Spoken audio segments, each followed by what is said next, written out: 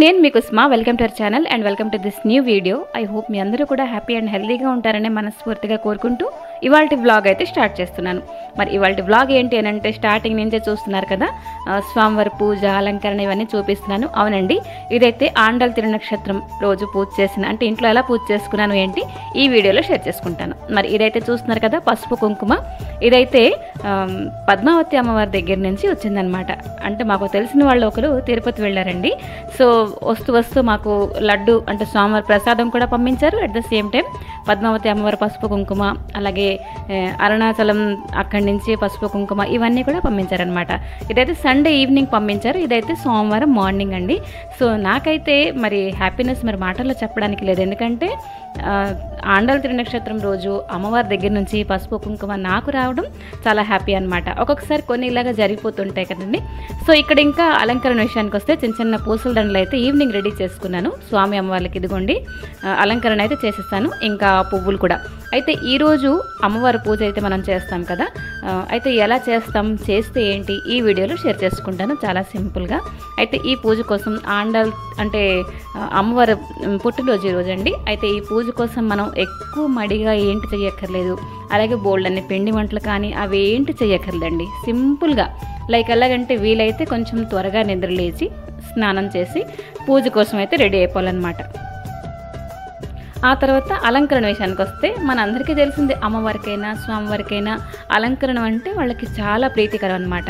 అయితే నేను ఎక్కువగా ట్రై చేస్తాను ఏంటంటే పువ్వులు, అంటే చుట్టుపక్కల చెట్లు కూడా లేవండి.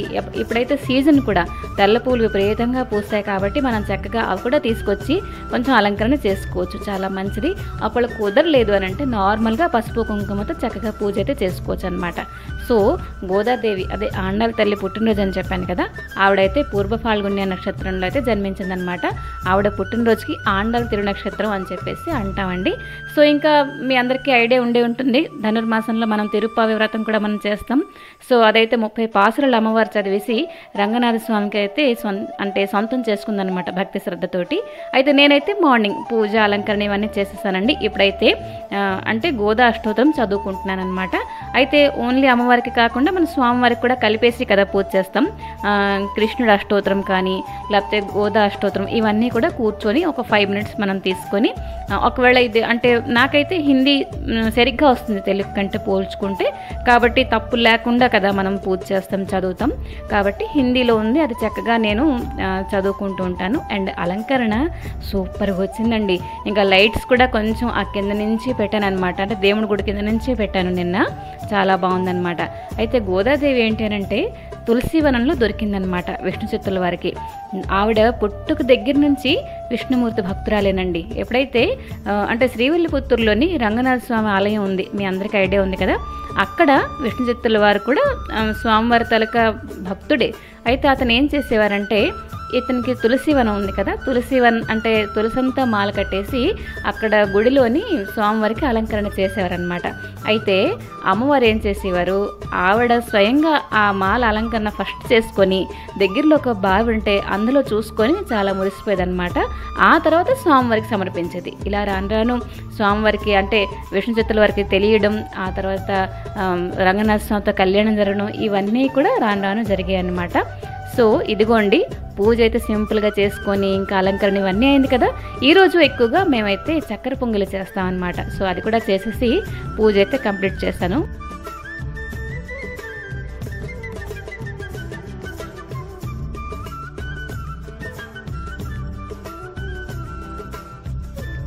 ఇంకా ఈ వీడియో చూస్తున్నారు కదా, ఇదైతే ముందు రోజు వీడియో అనమాట. ఇదైతే నా బర్త్డే అండి. అసలు తిథుల ప్రకారం చూస్తే ఆండాళ్ తిరునక్షత్రం రోజే నా పుట్టినరోజు అనమాట. సో అయితే మేము డేట్ల ప్రకారంగానే చేసుకుంటూ ఉంటాము. సో అదండి. అయితే ఆండాళ్ తిరునక్షత్రం ఆండాళ్ దేవి పూజ మనం ఎందుకు చేస్తాం అనేది చిన్న ముక్కలో చెప్తాను. ఒకటి ఏంటంటే, పెళ్లి కాని వాళ్ళు చక్కగా అమ్మవారు పూజ చేశారంటే మంచి లైఫ్ పార్ట్నర్ వస్తారని చెప్పేసి అంటారు.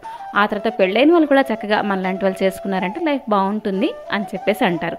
సో మేము చక్కగా చేసుకుంటాం. అండ్ పూజ అయిపోయింది. అండ్ బర్త్డే విశేషాలు ఏమంటారా, అంత నార్మలేనండి. ఈవినింగే ఒక కొత్త డ్రెస్ అయితే కుట్టించుకున్నాను. ఎందుకంటే బర్త్డే అయినా, పెళ్లి రోజు అయినా, ఎటువంటి పూజ పండుగలు ఏదైనా కూడా ఇంట్లో మనలాంటి హౌస్ వైఫ్లకి ఏంటంటే బేసిక్ పనులు కొన్ని ఉంటాయి. వేడి నీళ్ళు పెట్టడం కానీ, కాఫీలు, బ్రేక్ఫాస్ట్లు ఇవన్నీ కూడా ఉంటుంటాయి అనమాట. అండ్ అవన్నీ చేసిన తర్వాత వంట కామన్గా మనందరికీ ఉంటుంది. అయితే అక్కడికి వెళ్ళి బయట తినడం ఇవన్నీ కూడా మేము ఎక్కువగా ఇష్టపడమండి. ఎవరు ఇష్టమైన రెసిపీ అది చేసుకొని చక్కగా హ్యాపీగా తింటాం. సో ఎవరు బర్త్డే అయినా వేయించిన కందిపప్పు చేస్తాను. అండ్ బెండకాయ ఫ్రై ఇదైతే నాకు చాలా ఇష్టం అనమాట. అలాగే బెండకాయ ఫ్రై అయిపోయిన తర్వాత ఉడికించిన ఆలూ ఫ్రై ఇదైతే మా వాళ్ళందరికీ ఇష్టం. సో మార్నింగ్ రెసిపీ అంతా ఇదే, మెన్యూ అంతా ఇదే అనమాట. అండ్ పిండి వంటల విషయానికి వస్తే నాకు పాలతో ఎటువంటి పిండి వంటలు చేసినా కూడా ఇష్టమేనండి. సో పన్నీర్ పరవణం చేద్దాం అనుకున్నాను.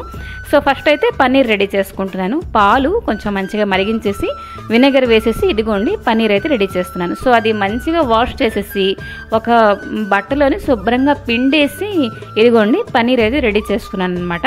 ఇదైతే 3 1/2 లీటర్ ప్యాకెట్స్ అయితే తీసుకున్నాను. అండ్ 2 1/2 లీటర్ ప్యాకెట్స్ ఏదైతే ఉన్నాయో అంటే 3ట్లో 2కి పన్నీర్ చేశాను. అండ్ 1 పరవణం చేస్తాను అనమాట. సో పన్నీర్ రెడీ అయిపోయింది కదా. ఇప్పుడైతే అసలైన పనండి. అదేంటి అని అంటే మనం ఇలాగ అరచేతితోటి అలా స్మాష్ చేసుకుంటూ వెళ్ళాలన్నమాట. పన్నీర్ మనకి ఫస్ట్ ఇలా గరుగ్గా ఉంటుంది కదా, అదంతా లైక్ ఎలాగంటే సాఫ్ట్గా అయిపోవాలన్నమాట. సో అలా మనం చేతితోటి అలా మెదుపుకుంటూ వెళ్ళాలండి. సో నేను అదే చేస్తున్నాను.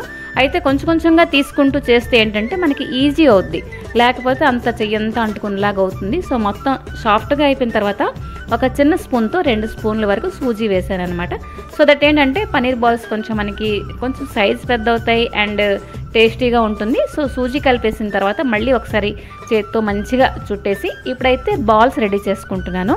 ఇదైతే మన ఇష్టం. నేనైతే చిన్న చిన్న బాల్స్ చేస్తే ఏంటంటే ఎక్కువ బాల్స్ వస్తాయి కదా అని చెప్పేసి ఉద్దేశంతో ఇదిగోండి చిన్న చిన్న సైజు బాల్స్ అంతా కూడా చేశాను. అండ్ కొంచెం పన్నీర్ పక్కన చిన్న గిన్నెలో ఉంచేసాను. ఆ పన్నీర్ గుండలాగా ఉంటుంది కదా, అదైతే పరవణంలో వేస్తాను. ఇదైతే ఇంకో బ్యాలెన్స్ ఒక ప్యాకెట్ ఏదైతే ఉందో అది మంచిగా మరిగించేసి కొంచెం పంచదార వేసాను.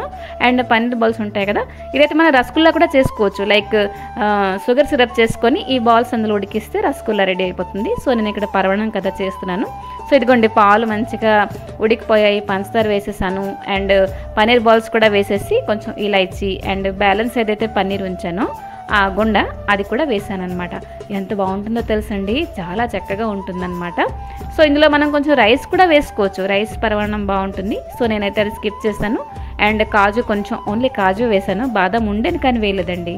సో నాకు ఇలాగే ఇష్టం అనమాట. అంతేనండి, మా ఇంట్లో ఎవరి బర్త్డే అయితే వాళ్ళకి ఇష్టమైన రెసిపీ చేయడం అండ్ అందరం కూడా హ్యాపీగా తినడం ఇదనమాట. సో ఈరోజు ఇదిగోండి పన్నీర్ పరమాన్నం, పన్నీర్ బాల్స్ తోటి పరమాన్నం అనమాట. సో చేసి దేవుడి దగ్గర పెట్టేశాను. అండ్ బయట నుంచి కూడా స్వీట్స్ తీసుకొస్తారు.